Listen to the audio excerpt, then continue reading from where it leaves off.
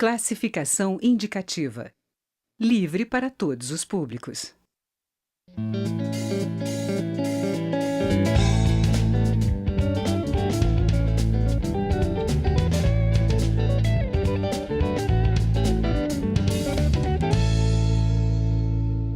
Olá! Em outubro, já no limite do prazo, foram aprovadas as novas regras políticas e eleitorais do Brasil. Entre as novidades estão um fundo eleitoral, o retorno da tal cláusula de barreira e mudanças nas propagandas de rádio, TV e internet. O Congresso também aprovou o fim das coligações proporcionais, mas só a partir de 2020. E é sobre o resultado da chamada reforma política que a gente conversa agora com o deputado Glauber Braga, do Rio de Janeiro, que é o líder do PSOL na Câmara. Obrigado, deputado, por ter vindo à palavra aberta. Eu que agradeço. Obrigado por essa oportunidade para a gente estar aqui dialogando sobre esse tema que é tão relevante e que, ao mesmo tempo, poderia ser uma reforma política de fato tão mais profunda, né? Já começa aqui com uma crítica ao que foi aprovado, né? Que, na verdade, não pode ser tratado como uma reforma política, mas como alterações eleitorais, não só para a campanha de 2018, mas para as próximas eleições. Não sei o que faltou de mais importante. Falta a gente ter, a partir do diagnóstico que o sistema representativo está falido, a ampliação de instrumentos de participação direta da sociedade. Então, se você tem um sistema que está falido, você faz esse diagnóstico, necessariamente você precisa propor um antídoto. Alguns vão dizer que o antídoto a um sistema falido é menos política, e aí vem ideias esdrúxulas como o retorno à ditadura, como se isso fosse o melhor caminho para o Brasil, o que a gente considera um gravíssimo erro. Os males da política se resolvem com mais política, com mais participação direta, com mais controle social da sociedade e, infelizmente, nessas alterações eleitorais que foram votadas, se passou longe de conseguir ter um acompanhamento direto da sociedade brasileira, não só sobre o exercício dos mandatos, mas sobre o aparato do Estado, né, com instrumentos que pudessem fazer com que a participação não fosse só um discurso de goela, mas que fosse, sim, um hábito conquistado a partir também de modificações eleitorais. O senhor acha que a classe política está tão viciada em não consultar a população que até uma questão que não seria ideológica, como, por exemplo, o horário de verão, que poderia ser feito um plebiscito, um referendo, isso não passa pela cabeça de ninguém, por exemplo?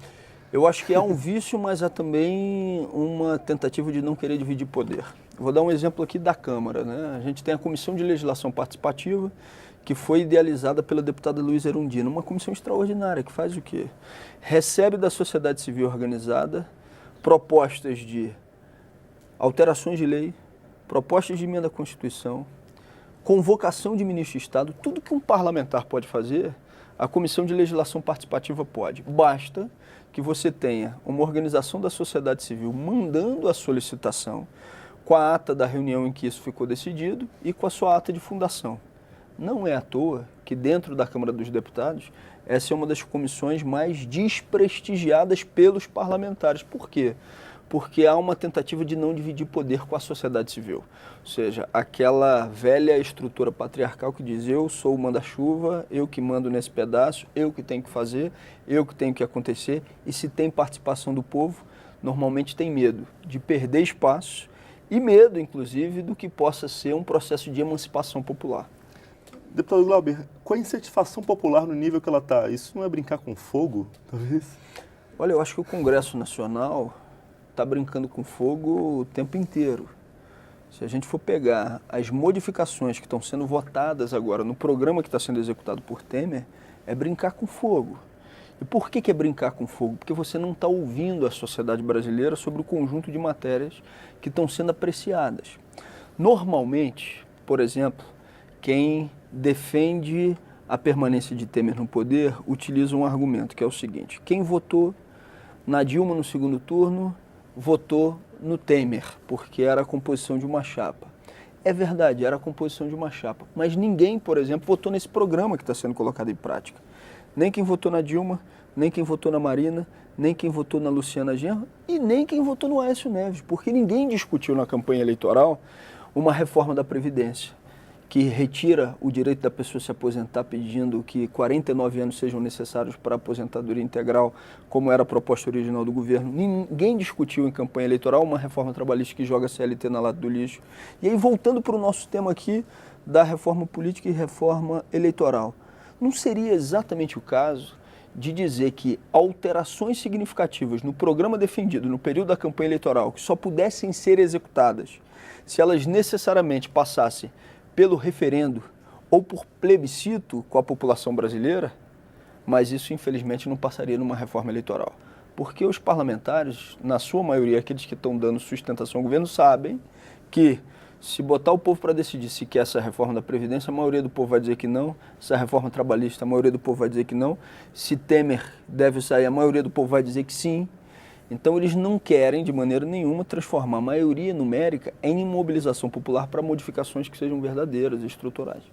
E falando em mobilização popular, né, deputado, algumas regras dessa reforma, se a gente pode chamar dessa forma, mexem com isso, inclusive algumas que prejudicam a vida de partidos pequenos, como é o caso do PSOL, né?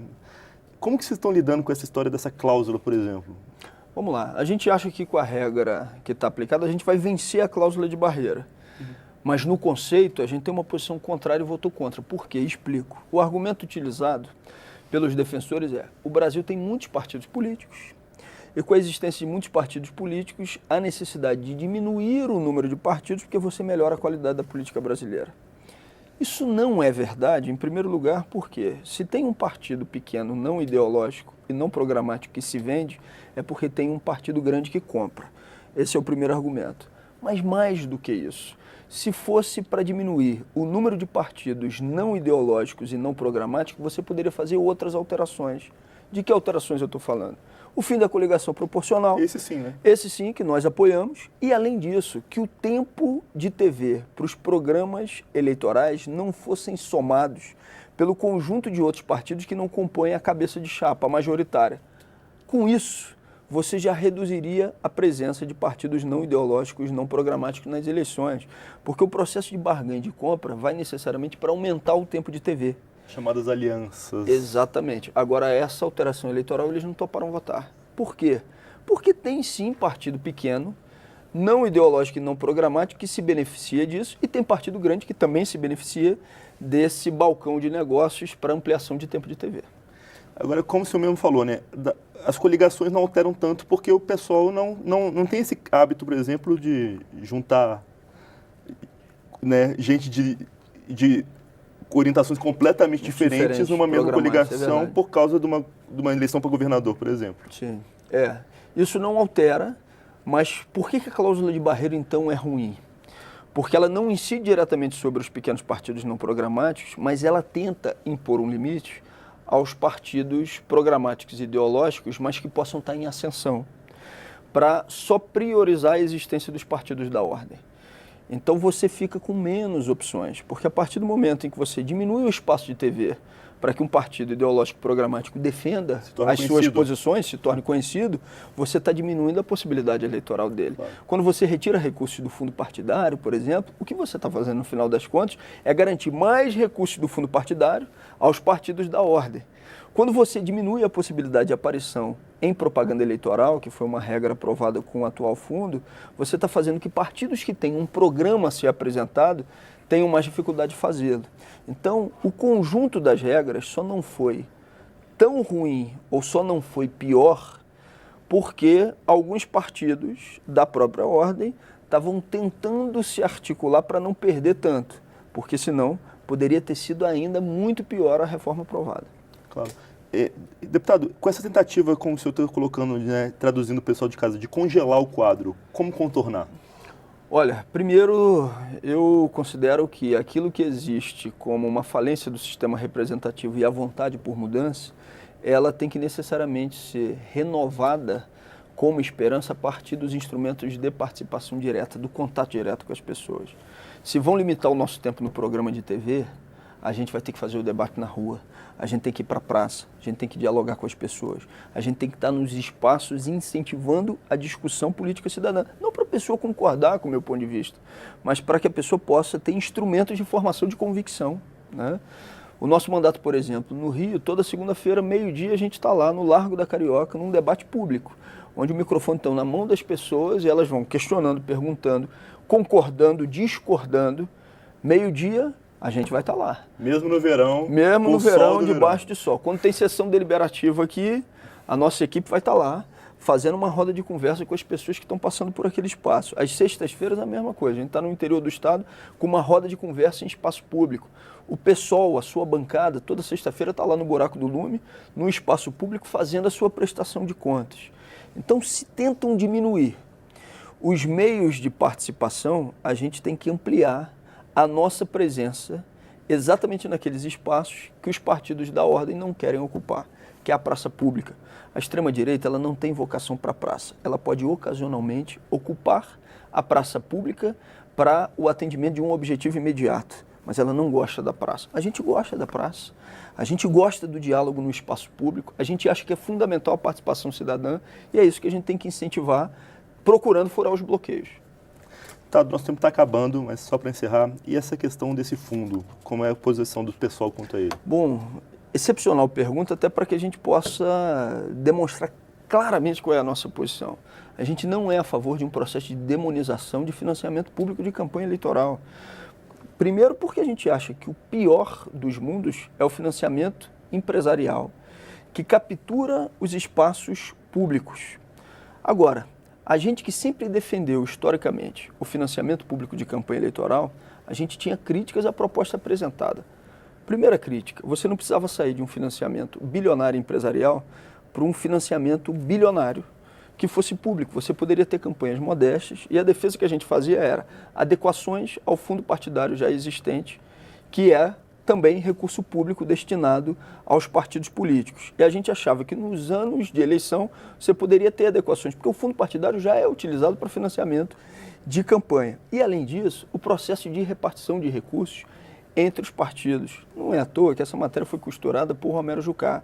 O que ele fez? Ele colocou 2% de recursos para o conjunto dos partidos e a prioridade máxima de recursos para aqueles que já são os grandes partidos. Claramente, quem é que vai receber mais recursos? O PMDB. E fora isso, um ponto importante que estava na norma e que eles retiraram a partir do veto do senhor Michel Temer, que era o estabelecimento de teto de autofinanciamento. Tem candidato milionário que vai colocar muito dinheiro na sua campanha eleitoral para conquistar espaço de poder. Isso não vai ter limite nenhum. Ou seja, o poder financeiro vai estar a partir também daquele que é candidato exercendo uma influência ilimitada, né? Já sabendo e já antecipando que isso poderia ser também a posição do Planalto, a gente fez uma crítica contundente a um processo que, repito, não é a demonização do financiamento público de campanhas eleitorais. A gente, historicamente, sempre defendeu o financiamento público. O que a gente não queria e não quer é que o financiamento bilionário empresarial se transformasse no financiamento bilionário público com a articulação e a repartição que confere mais poder aos partidos da ordem, que foi articulado pelo senhor Romero Jucá.